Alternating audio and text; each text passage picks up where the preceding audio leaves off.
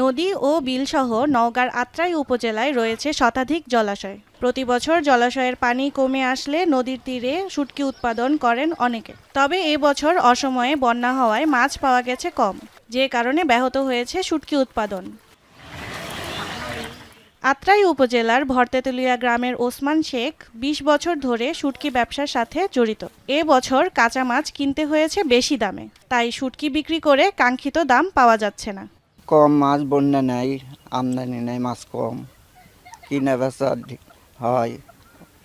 দেখা যাচ্ছে আমার লাগবে হলো 50 মণ, আমি যা পাচ্ছি 10 মণ, এইলে কোনো রকম চলে।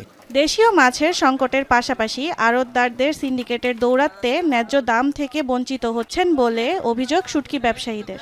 মাছের অবস্থা ভালো না, বিক্রি মনে করেন এখান থেকে আমরা বিক্রি করে দিলে শুকিয়ে পাঠাইলেও অনেক বিক্রি কম, লস হচ্ছে ব্যবসায়। মাছটা পরিষ্কার করে নিয়ে আসে, লবণ দিয়া, মেডিসিন দিয়া, হালকা লবণ দিয়া মাছটা তৈরি করে নিয়ে আসে, বানাতে দেওয়া হয়। পরে কারাই বন্যা আসে, ব্যবসাটা মাছের আমদানি হয়নি।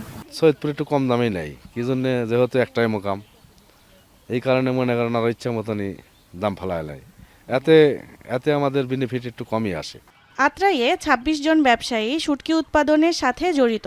শতাধিক শ্রমিকের কর্মসংস্থান হয়েছে এই খাতে। চলতি মৌসুমে ২০০ টন শুটকি উৎপাদনের লক্ষ্যমাত্রা, যার বাজার মূল্য প্রায় ৫ কোটি টাকা বলে জানিয়েছে উপজেলা মৎস্য কর্মকর্তা। আত্রাই উপজেলা একটা মৎস্য সম্পদে ভরপুর, নিশ্চয় প্রাকৃতিক জলাশয় রয়েছে এবং শুটকি রয়েছে, সেখান থেকে আমরা কাঙ্ক্ষিত শুটকি উৎপাদন করতে পারবো।